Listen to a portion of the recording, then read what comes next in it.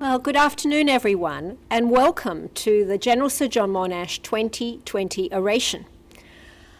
Firstly, I'd just like to acknowledge the traditional custodians of the land, wherever you might be, but in my case, the Gadigal people of the Eora Nation, and pay my respects to their elders past, present and emerging.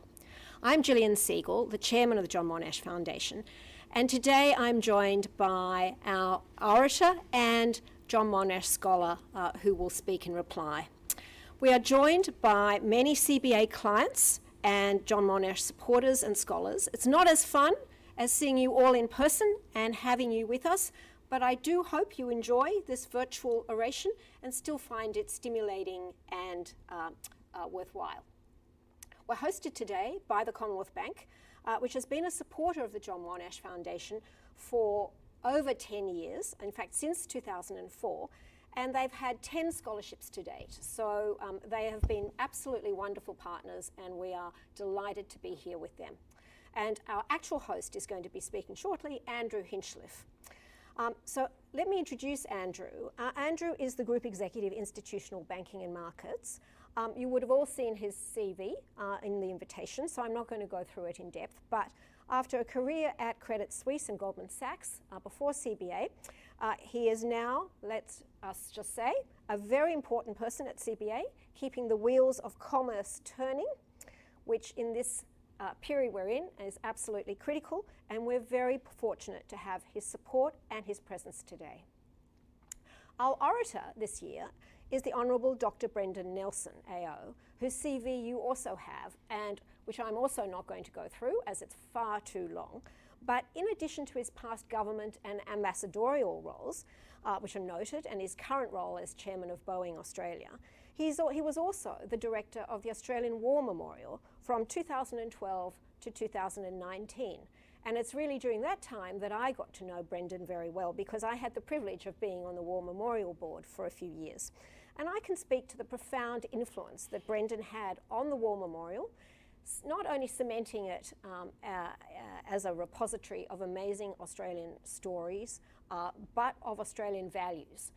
And that is the man that he is, personally inspiring and very committed to Australia.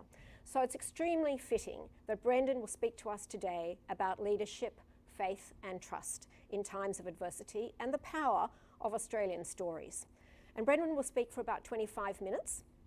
Then I will introduce the 2013 BHP John Monash scholar, Jillian Kilby, to reply. And Andrew Hinchliffe will field questions at the conclusion of Jillian Kilby's response, so please feel free to send them in virtually. Now I'm going to hand over to Brendan. Welcome to the microphone.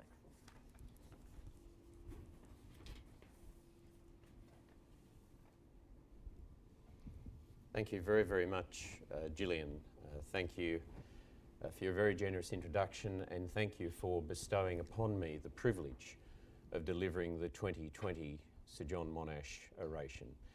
To Andrew Hinchliffe, Group Executive for Institutional Banking and Markets for the Commonwealth Bank, to you, your employees, shareholders and clients, thank you for your support of and belief in the John Monash Foundation.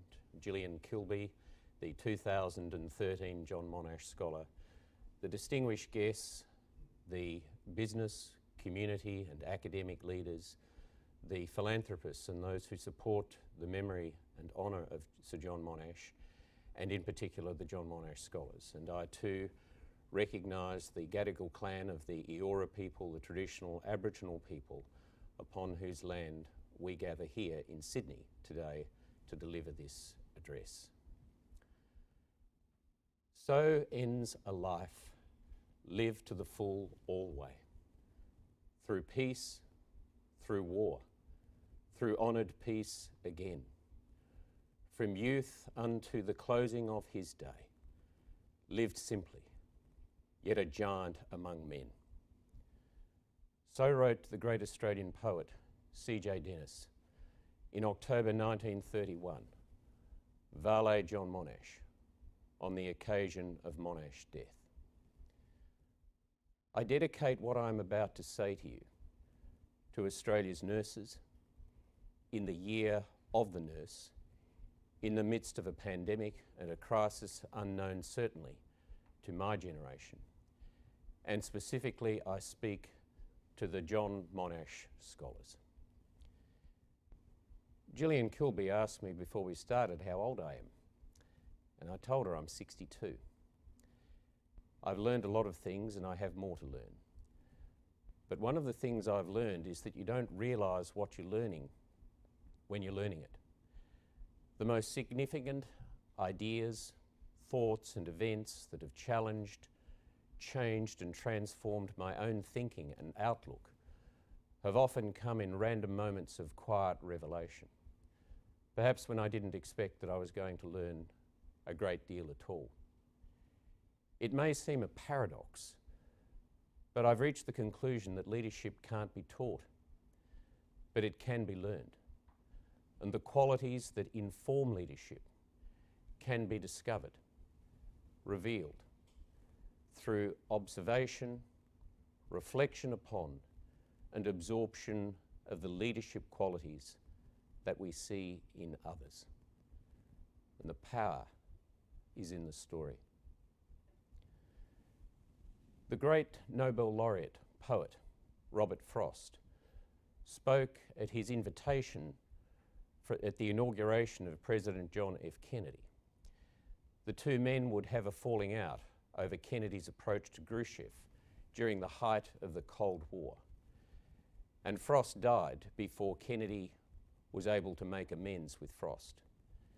And so in October 1963, President John Kennedy attended to officiate at the groundbreaking of the Robert Frost Library at Amherst College.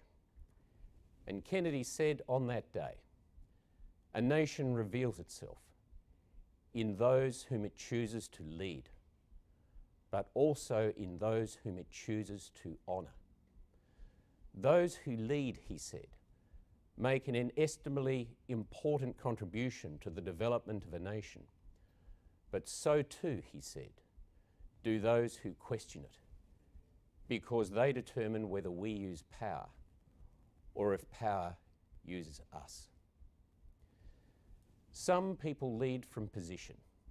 Chairman of the board, president of the club, director of the organisation. Others eschew position to lead from principle. Arguably, perhaps William Wilberforce, the most significant illustration throughout history. But occasionally, you get somebody who leads from both position and principle. And John Monash was such a man. Here is a man of Prussian descent, proudly Jewish, a graduate in both engineering and the arts from Melbourne University, a man who deeply immersed himself in the theatre, literature, the arts, and the history of Western civilization. A civilian soldier and engineer of immense repute, an Anzac, who then from July 1918 would lead the Australian Corps and the 5 Australian divisions to a series of stunning victories in 1918, the year in which Australia had its greatest influence ever on international affairs. Monash, who, according to his then Chief of Staff, Colonel Tom Blamey, brought Field Marshal Douglas Haig to tears at Villa Bretana on the 11th of August 1918 in front of the 5 Australian divisional commanders, when Haig said, "You do not realise what Australia and Canada has done for the Empire these past few days." The following morning, Monash would be knighted in the field by George V. Resented by Australia's then Prime Minister, Billy Hughes, he was tasked with repatriating 160,000 Australian soldiers, which he completed in 18 months. He returned to Australia, headed and led the State Electricity Commission of Victoria, a founding member of the Rotary Club of Melbourne and Rotary in Australia. Service above self. He led the Australian Association for the Advancement of Science, the Australian Zionist Federation. He led the Reconstruction Task Force for the Shrine of Remembrance in Melbourne, led the Anzac Day parades, and he was widely regarded as the most respected Australians through the 1920s. And here we were, emerging from the First World War, inconsolably mourning 62,000 dead, deeply, deeply divided, principally but not only around the conscription referenda, but politics and religion. And yet we remain true to our young, brittle democracy. And Monash had said to young Australians, he said, adopt as your life creed to improve yourself, not just for your benefit, but for the benefit of the entire community. And then in 1930, seeking to harness his popularity, because Monash was regarded by the average Australian as unpretentious, an outsider, not of the establishment, a man decent, honest and intelligent. The fascists sought to get him to lead an insurrection against the elected government. And in repudiating them, Monash said, the only hope for Australia lies in the ballot box and an educated electorate, because he knew that what would most protect us from ideas and attitudes deeply rooted in ignorance and forged on an anvil of prejudice is education. One of the other paradoxes that I observe is that too often we take for granted those things in our lives that are most important to us. To the John Monash scholars I say, you won't appreciate fully the value, the vitality of your youth until it's gone forever. Our physical health, emotional resilience, the families who love us give meaning and context to our lives. To be Australian citizens, whether conferred by birth or by choice, affording us political, economic and religious freedoms. To live in this country where faith coexists with reason, free academic inquiry, a free press and an independent judiciary. These things did not just happen. They happened and have been sustained through the leadership, intellect and principles-driven leadership of men and women of the calibre of General Sir John Monash. On the 3rd of June 2017, 3 terrorists hijacked a van on the London Bridge. Their intention was to kill and maim as many people as they possibly could. A panicked melee of humanity ran desperately from the scene of the carnage. But one woman, one young woman, an Australian woman, a 28-year-old nurse, Kirsty Bowden, from Adelaide. She ran in the opposite direction. Her concern that day was not her welfare, her own safety. It was the welfare and safety of others. Her last words were, "I'm a nurse. I have to go." She was one of 8 killed that day, fatally stabbed through the chest. A year later, awarded the Queen's Commendation for Bravery. Early last year, the Florence Nightingale Medal. But it was 2 days after her death. Her family went into the Australian media and said of Kirsty that she was selfless, caring, and brave. So I asked myself, what is it? What is it that makes some amongst us selfless, caring, and brave? Genes, a family upbringing, a value system provided in a school environment. In her case, it was Emmanuel College in Adelaide. But it's a societal milieu. It's a society that places a premium, a value on those who manifest these qualities. We seldom ask ourselves the question because, again, we tend, human beings that we are, to take it for granted. But what makes us Australian? It's not the Constitution, nor the machinery of a democracy and a judiciary given us by the British, as critically important as they are. It's our values, our beliefs, the way we relate to one another and see our place in the world. We are shaped and defined by those whom we choose to honour, our heroes. And that is why the John Monash Foundation, supported by the Commonwealth Bank, plays such an important role in this. Our villains, our triumphs, our failures, a way as a people that we've been shaped and changed by adversity. How will we be changed and live through the adversities that are now upon us, and how we will respond, and particularly to you, the John Monash Scholar Federation, to new, emerging and increasingly threatening unseen horizons. On the 16th of February 1942, 22 Australian nurses were massacred on Raji Beach at Banker Island. One, a woman called Vivian Bullwinkle, would survive. Although shot, she feigned death in the blood-stained water.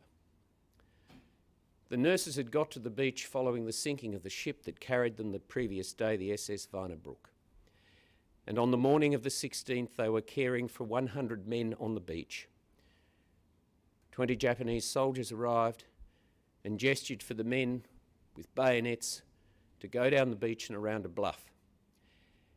As they did, Bullwinkle said that one of the nurses, a woman called Matron Irene Drummond, had said to the nurses watching the men being marched off, she said, "Where there is life, there is hope."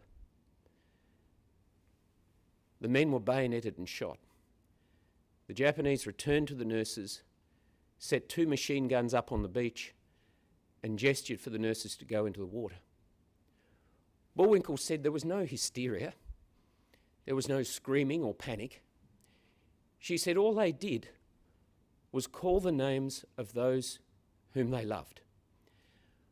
Irene Drummond and another nurse were helping Florence Cosson to the water's edge. She had a broken leg. And Drummond's final words to the nurses were, before she was shot and killed at the water's edge, were, "Chins up, girls. I'm proud of you. I love you all." In the depths of that adversity, she offered them hope, the most fragile yet powerful of human emotions, sustained most by men and women who reach out in support of one another, irrespective of the cost to themselves. And in death, she offered them love. As Jillian Siegel said in her introduction, I had the privilege to lead the Australian War Memorial. And at the heart of the memorial, where there is the tomb of the unknown Australian soldier, it's called the Hall of Memory, are 15 stained glass windows.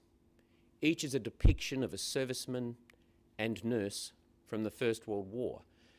And the bottom of each single one is a word. Charles Bean was the official First World War correspondent, historian, landed at Gallipoli, stayed with them at the front through to the end of the war. He'd seen everything. And with John Trelaw, the first director, a veteran himself, they asked themselves a very important question. What they asked were the qualities. What are the values we saw in these men and women that we regard as being essential, not just for victory in battle, but for depth and breadth of character? Character derives from the Greek word. It means the impression left in wax by a stone seal ring. The Greeks called it the stamp of personality, informed by worthwhile intrinsic virtues. And what transcends everything, rank, power, money, influence, intellect, looks, talent, is character. We're here today in no small way because of the character of John Monash, as much as what he did for and gave to this country. Those 15 values: resource, we say to dig deep, to look for every material and human resource you might have available to you to help you achieve your objective. Candour, to be open and honest. Every decision you make has a question under it. What is the right thing to do? Devotion, unsurprisingly at the feet of a nurse, to completely subsume yourself and dedicate yourself to the people and the cause to which you have committed. Curiosity, never accept uncritically what you are being told. Intellectually interrogate everything. Independence, to know when to stand aside from a mob. Comradeship, we call it mateship. It's that spirit that binds us as Australians in the face of adversity. And in October 1917, in the blood, the mud and the slime of Passchendaele in Flanders, Belgium, Charles Bean was witness to John Monash and those Australians. 35 Australian dead for every metre of ground that was taken, 38,000 casualties in 8 weeks. And Bean wrote of the Australians that wherever they went, they were sustained by belief in themselves and in one another, whether their own death or the end of the world would come. Ancestry. You never forget from where you came, who gave you what you have and made you who you are. Patriotism. Chivalry, the chivalric codes of medieval knights seen in those airmen. Courage, honour, integrity, courtesy, a sense of justice, and most importantly, to have a willingness to help others no matter what the risk to yourself. Loyalty, coolness and control. Restraint, knowing when not to speak and when not to act, is often more important than the alternative. Audacity. Nothing of value in life, irrespective of what you choose to do, is achieved without taking a risk. Courage, that spirit that challenges doubt in all of us, imposes will, protects integrity, advances values, and ultimately inspires us, whether physical or moral courage, to break through fear. Endurance, you never give up. And then decision. In the end, we all have to make decisions. We have to be responsible for them. And the Jesuits who educated me said of decisions, no such thing, they said, as big or small decisions. Every decision that you make will have consequences for you and for others. Never trivialise the process of making a decision. It is to you, the John Monash scholars, and your generation, that we look and upon whom we will rely to build the intellectual architecture for the enunciation of a vision for this country, which is not only economic and scientific, but also human and social. To give us a sense of where we need to go, why we want to get there, to ensure that the next generation and subsequent ones have a prosperity which they deserve and of which we can be proud. To examine the Federation, which served us so well through the 20th century, but which today perhaps is failing us in more than a few ways. To ensure that we begin to live on environmental interest instead of capital. To ensure that the defence not only of our nation, but of our interests and our values, the truths by which we live, are both enunciated and defended, and that we live in a cohesive nation where we care for one another and see that every Australian, irrespective of his or her circumstances, is able to find and achieve his or her own potential. And finally, in terms of success, to me it relies on 4 things. You must have a mind that is open to other people and open to new ideas. Those who close their mind do so to set themselves up for failure. You have to nurture and protect the inner integrity of your own intellect, your ability to think, to articulate ideas and challenge and change the mores of those who are so resistant to it. Character, as I said. And also to be imbued with what Graham Davison, Professor of History at Monash University, described as the imaginative capacity to see the world through the eyes of others. Almost all of life's misery and suffering comes from people, institutions, and nations that make themselves the centre of their own lives. Whilst Sir John Monash didn't say it, by his interests, his passions, and the way he lived his life, never forget that if all of our economic and scientific problems were ever solved, all important questions would remain unanswered.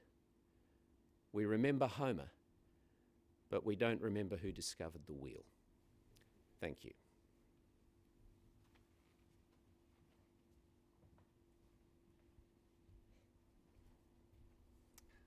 Well, thank you so much, Brendan, for what I can only describe as a tour de force.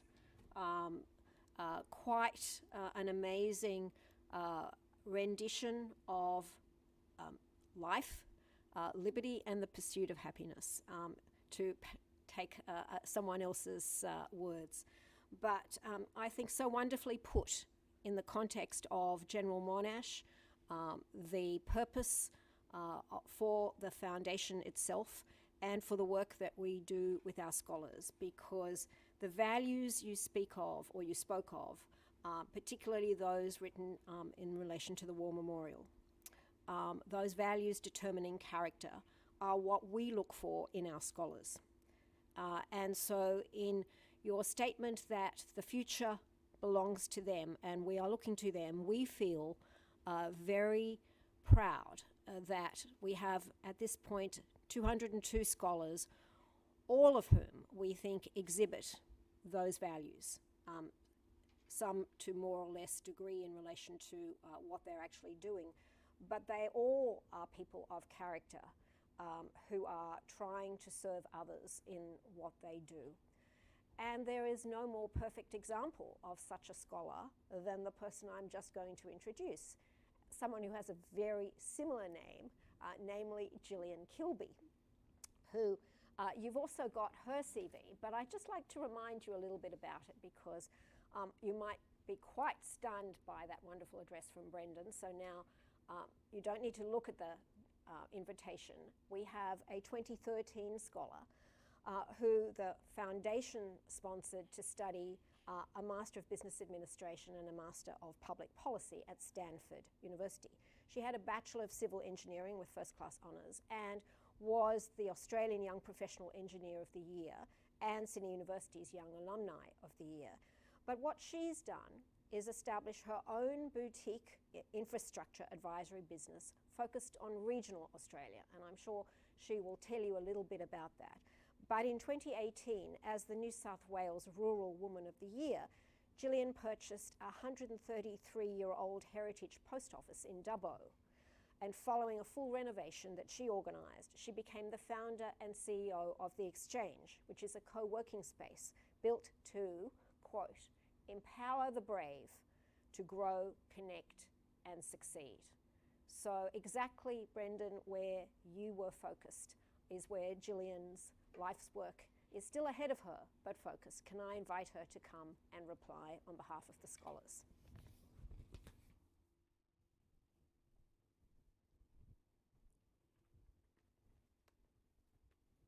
Thank you so much, Jillian. It's a delight to a curious mind to have the opportunity to sit here and listen to Brendan in person. And it takes courage to stand up here after him. I'm focusing on two of Brendan's values that he spoke about: courage, the courage to be brave and to lead, and curiosity, that point about having an open mind, which of course all of our scholars do. The topic that I'm focusing on is that the threshold to trust is rising. And I note that Brendan dedicated his speech to our nurses, an industry, an occupation, and a group of people which we as Australians wholly trust. However, the threshold within Australia to trust is rising. So let's discuss. I walked off a farm near Walgett in northwest New South Wales and onto the campus of Stanford University to start at the #1 MBA program in the world. Back in the day when I was growing up, the bush, and certainly before 2020, wasn't a place for unusual changes in your life trajectory. I was giving up an established infrastructure advisory business, regional clients across New South Wales, lifestyle, partner, 2 black Labradors, you name it. This level of change wasn't normal. Leadership is about curiosity and courage to break new ground, to trust in oneself, to trust in one's ideas, and to trust those around you. I was embracing the unknown in what I described as the opportunity to contribute to the infrastructure debate at the most senior level, which means sometimes behind closed doors. I was currently the boots on the ground in the regions for infrastructure. It's not a clear linear step to shut a small business, to study business, to re-emerge.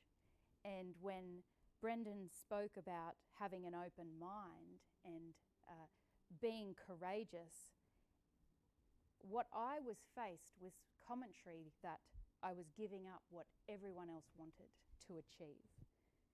I was unnecessarily creating adversity and change in my own life by taking such a bold step, and that it's not guaranteed you'll be successful a second time around. Brendan has had 3 distinct and incredible careers where he's reached the peak each time in as little as 62 years. John Monash, every Monash scholar, and including myself, we enjoy distinct changes in our lives as a result of a Monash scholarship. For me, the characteristics of leadership that are most important, that give us the ability to embrace change, is this curiosity, courage, joy, integrity, and the trust of those people around us. Interestingly, in a study of people in their final days of life, talked about these characteristics often as being regrets, not being courageous enough, not being curious enough, not seeking out more joy, not trusting and loving the small group of people around us. In times of adversity, and when adversity becomes this new norm that we're in today, the thresholds to trust rise. And the ability for everyone to come along on the journey with you is so powerful, and this is what John Monash was able to do so well. He was known for bringing people along on the journey.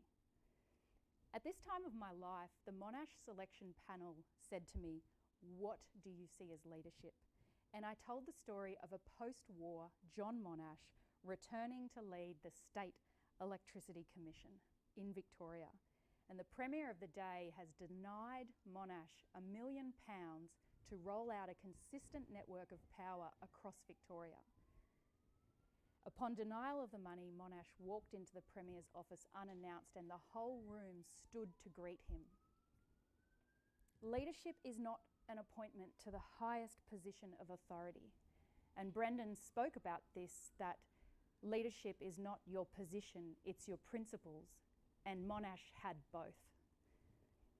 Leadership is seen as the wave of people who rise to meet you along your way, and as thresholds to trust rise in adversity, I want to know how you and how our scholars, how their stories and their presence will rise to influence others in their leadership.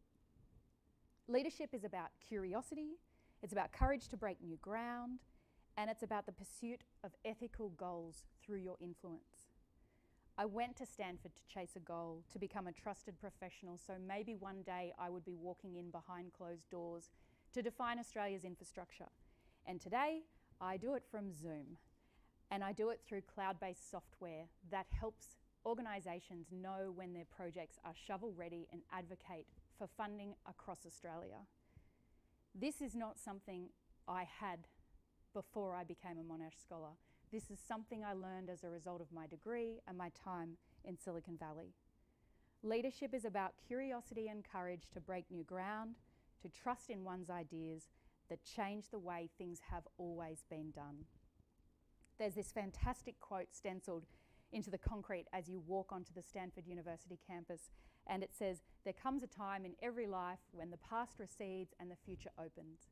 Some will walk into the unknown and some will go back to where they came. I cannot tell you which way is right, but I can tell you which way is more fun." And leadership is about the joy we create along the way. And walking out of my MBA and Public Policy Masters, I chose the fun unknown of starting a business in America. And it's hard to believe that a girl from the bush could walk in and advise the California High-Speed Rail Authority. It's not a surprise, and it's not hard to believe that after a couple of years, that girl returned to Australia. And no sooner had the plane hit the tarmac than I asked for the pilot to take me over the other side of the Blue Mountains. Leadership is curiosity and courage to break new ground, even if you're returning to old territory. Two of the most exciting moments for the Monash Foundation is when they award the scholarships and when those scholars return home. For me, it's not enough to return to Australia and continue delivering infrastructure advice. How do you pay forward the most incredible opportunity of your life?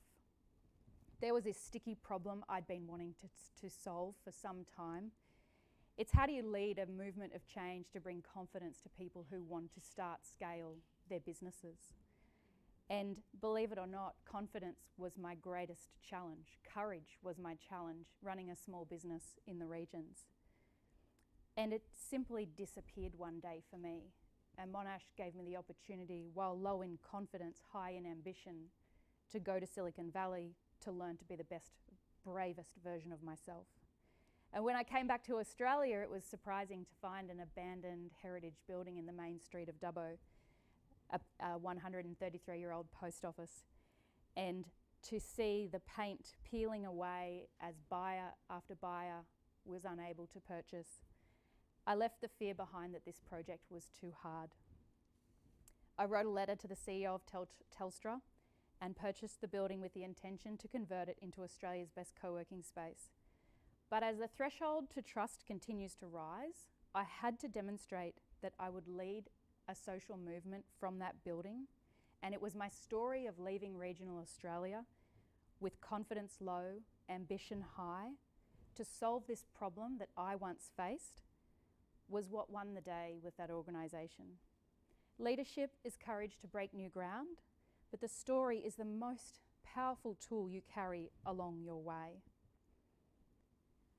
Serendipitously, we come full circle here at the Commonwealth Bank today. This is the organisation that stepped in 6 weeks before settlement as my trusted financial partner. They trusted my intentions, and I had the courage to borrow the money to make this dream a reality. And as the scaffolding came down and the grand renovation of Dubbo's most important heritage icon was complete, the exchange opened. It was at that time that I got a hot pink card in the mail from a young girl, 8 years old, following our journey on Instagram.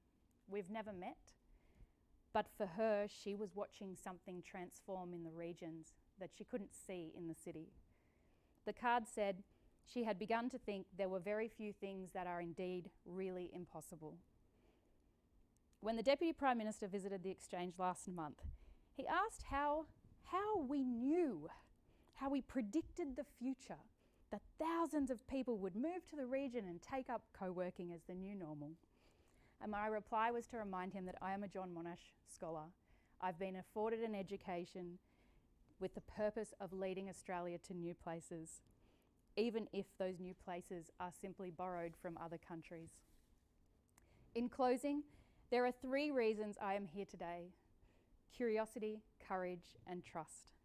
On curiosity, I'm here because the Monash Foundation were curious enough to find out about me and trust me with the opportunity to go to California, carrying the same suitcase that took me from boarding school to the bush and back again. Education is so important to my family, and I'm so grateful to join a second family in the Monash Foundation. Courage. I'm also here today because John Russell Grattan, my great-grandfather, served at the Battle of Messines. Jack, as they called him, fought in the 33rd Battalion of the 9th Brigade in the 3rd Division of the 1st AIF, and fortunately he was only wounded in action at Hill 60. On the 7th of June 1917, which is 100 years before that woman, that nurse, our Australian nurse, Kirsty Bowden, ran onto that bridge in London. Selfless, caring and brave were Brendan's words. My great-grandfather fought under the leadership of John Monash as the 3rd Division commander, and being shot meant he took the Rumik ship back to Australia and a soldiers' settlement block over the Great Dividing Range in Uralla. And thirdly, trust. I'm here as an emergent leader of regional Australia, paying forward the education I have been grateful to receive.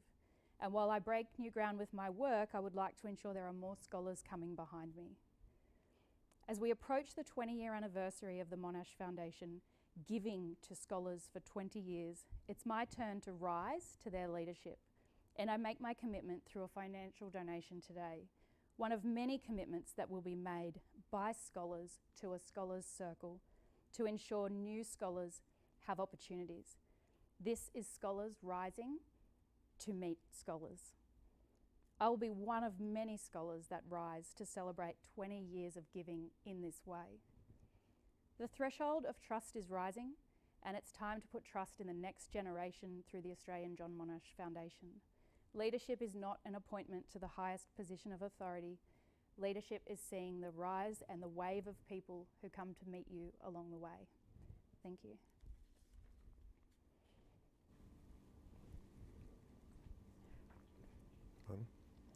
Thank you very much, Jillian. What an exceptional response and what an exceptional example of the output of the John Monash Foundation. And to Brendan Nelson, thank you for such I think probably the best leadership speech I have seen, and certainly without a written note. It was really quite extraordinary. And what I've taken away from both of those addresses is that leadership comes in many forms. The values are critical to leadership in the first instance, but whether it be the Kirsty Bowden, whether it be the nurses on the beach, the 2 exceptional leaders here in Brendan and Jillian, or the extraordinary life of Sir John Monash. Australia is certainly has a rich history in leadership, and I think through the John Monash Foundation, we will be well set up to empower our young leaders into the future. So now my job is to facilitate Q&A. The Commonwealth Bank has been a very proud partner of the John Monash Foundation since 2004. We've been associated with 8 Commonwealth Bank John Monash Foundations since 2015. We believe in the development of young leaders for the health of the country that are going to be internationally connected and carry the values that are critical to this country that Brendan so eloquently touched on. And so we're very proud, and thank you for Jillian for the involvement and the work with the Commonwealth Bank through the recent years. So let me go to Q&A. I know Jillian Siegel already has a question, so I'm going to throw to Jillian for the first question. I do have an iPad here with streaming questions coming through from the audience, so please send them through, and I'll try and get through them in the remaining time that we have. Okay, thank you. And can I just endorse your words about the 2 speakers that we've just heard from? Really fantastic, eloquent and erudite statements and reflections on leadership. So my question is really about leadership in today's difficult environment of COVID. And I know, we could have said, well, we'll have an entire oration and not mention COVID, but I think that would have not been a realistic situation. So let me ask you each, what you think the current situation has done. In one sense, Jillian, you already referenced that trust has a higher kind of requirement. But I would like to ask you both about that. Has the requirements for trust in this time of COVID increased? Or indeed, has the opposite in one way happened? Have we come together? And is that something that's necessary to come together? And corporate leadership is being looked at, certainly by the government. And there is indeed a predisposition to look to some of our corporate leaders for that trust that is needed to carry the country forward. So when I ask you, Jillian, first, and then you, yes, Brendan. Please. I'm reminded of a quote from one of my mentors who's watching today, and he says, "Walk, don't run, it panics the troops." And today, he has 40 years in the military, and today, are we walking, are we running? And as a business owner, I'm sprinting. I am trying to keep up. But to care for a team, to care for the people around me, I'm walking. And I'm keeping them as involved as possible. But brand and trust and consistency over time cannot start in March when we go into lockdown. That's earned over time, and that is achieved through the characteristics of that person. So we walk, but internally a lot of leaders right now are sprinting. I think Jillian's address was superb, by the way, superb. It's interesting, I think that in this period since the pandemic arrived and all of the consequences of it, I think people have become more trusting in leadership, government leadership, corporate leadership. You just look at what the banks have been doing, for example. And people want and need our governments to succeed.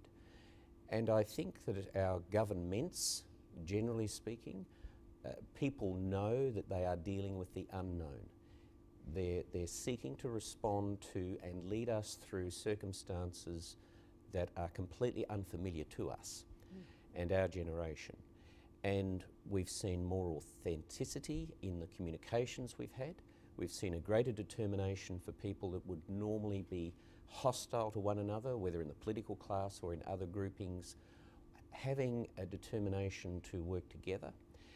There's also been, and I say this now as someone who's a member of the public, I also sense that there has been much more open transparency in the communication that we receive from government and other sections of our health, business and societal leadership. And these consistent patterns of behaviour, I think, have already, I think, played a role in rebuilding trust. We've seen some notable exceptions to it. We've seen some missteps by governments, and most people accept that that's the case. So one of the things that Jillian said, which I strongly believe in, that leaders need to communicate with us in ways that are authentic, that can be reconciled with the reality of the lives that we are living and what we are seeing before us. And to also, as I think as the government did recently in the budget, is to give us a sense of hope and confidence. So, yeah, thought it's worth. Maybe a follow-on question there, Brendan. You know, and from the audience, how does a politician reconcile leadership and maintaining one's value and character whilst trying to stay elected by a mistrustful electorate? So, are those two things inconsistent? They're not inconsistent, but they are difficult. And from my own experience, at each step of the way, there is something.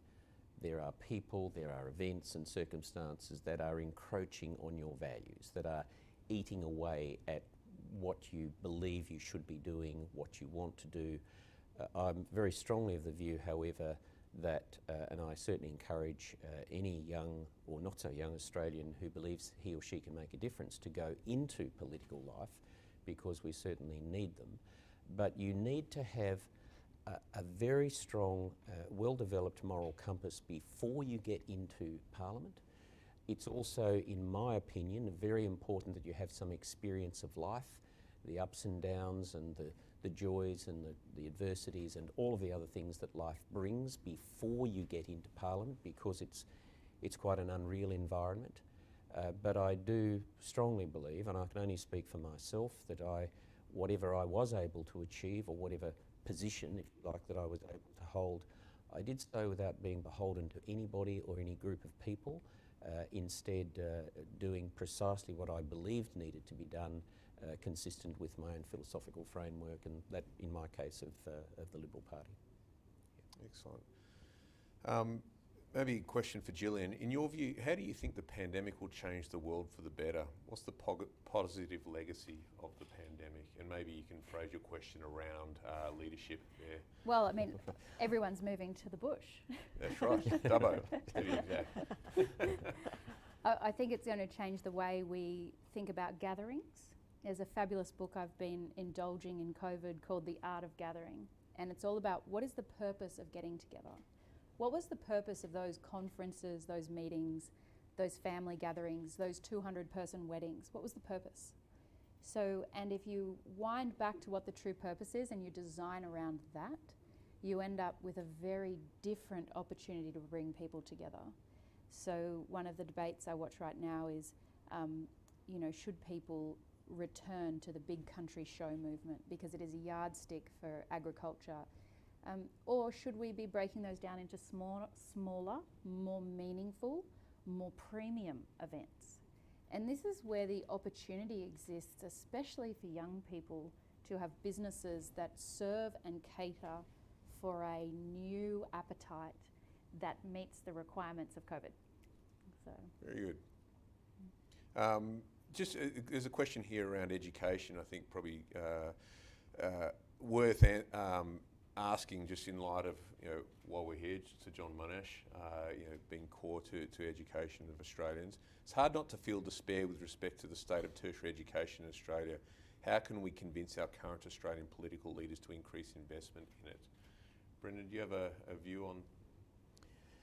Well, I don't want to venture into, I went through a lot of reform of the higher education sector when I was Education Minister myself, and I just come back, our nation does invest very heavily in education, and I certainly understand people who are advocates for further public investment, particularly, but not only in higher education.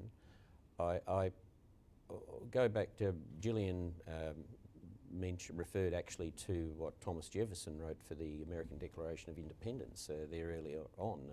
We hold these truths to be self-evident, that all men are created equal, endowed by their Creator with certain inalienable rights, among them life, liberty and the pursuit of happiness. Jefferson was, as you know, first Secretary of State, third President of the United States. When he was asked what's his greatest legacy, he didn't say being President of the United States. I mean, his mother would have said, that's great, looks good on the CV. He said, my life should be remembered for three things. Those words for the American Declaration, the Virginia Statute for Religious Freedom, but he said co-founding the University of Virginia. And when he was asked why, after everything he'd done, he said because education is the defence of the nation. And that is why it is so important.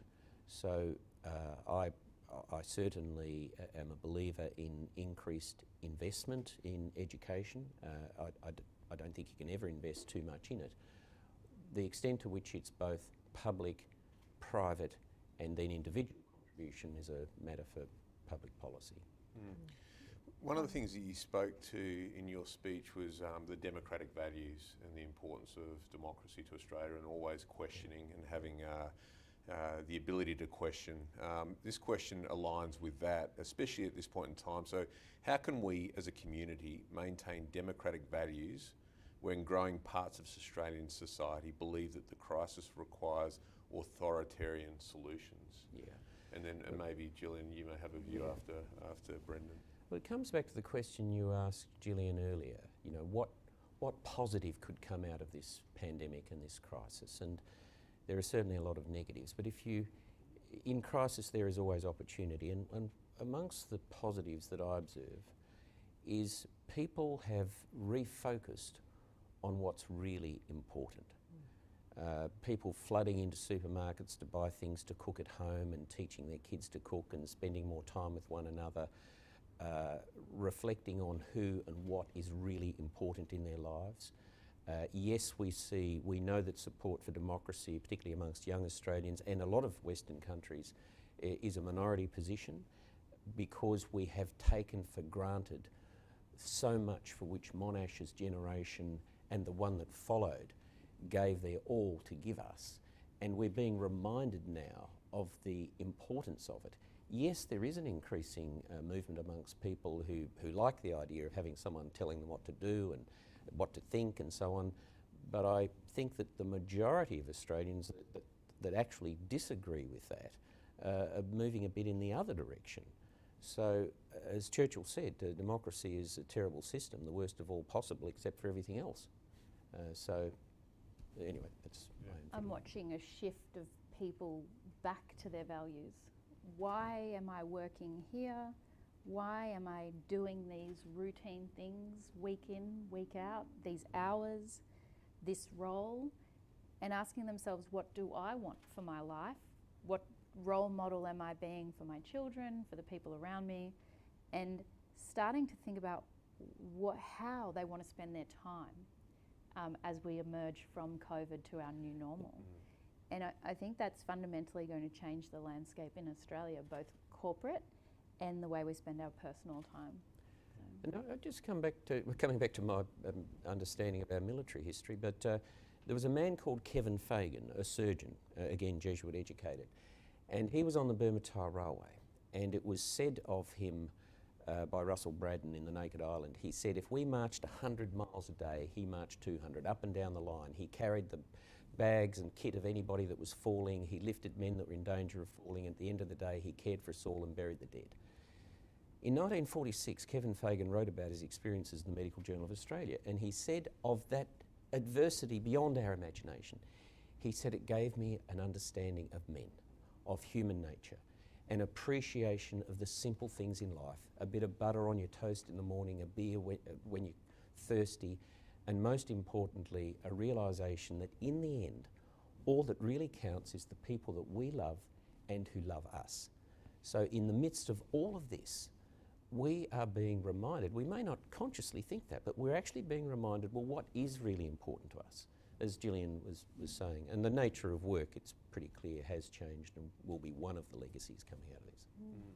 And can I just add a comment which sort of goes back to the government and their values as exhibited today. But we at the Foundation have been privileged to receive 2 new scholarships in the last year from the government, and they are in honour of 2 great men, namely Tim Fisher and Bob Hawke. And so we'll be awarding a Tim Fisher and a Bob Hawke John Monash Scholarship this year. And I think they reflect 2 men in particular who were very focused on understanding the community, and upholding democracy, thinking about values, giving of themselves and being authentic. And I think that's a wonderful reflection, both of the government, and we've enjoyed bipartisan support, and indeed those particular men being remembered through the Foundation. Very good. We are literally almost out of time, so I want to firstly thank our guests, Jillian and Brendan, for I think 2 extraordinary addresses. You know, we're very, very lucky to have such leaders in this country, and certainly from the Commonwealth Bank and John Monash to have you come and talk to our audience, so Fantastic. Greatly appreciated. Thank you to Jillian, the Sir John Monash Foundation, Anne-Marie Rolls, for all the work that you do with this really critical foundation for the country and for our young leaders. I'd like to thank everybody, you know, our clients from the Commonwealth Bank, the John Monash guests, and the scholars who have joined in and listened to today. And thank you for all the leadership that you are showing out there in the community. And with that, I'd like to end today's session, and we look forward to seeing you all soon. Thank you. Thank you. Thank you.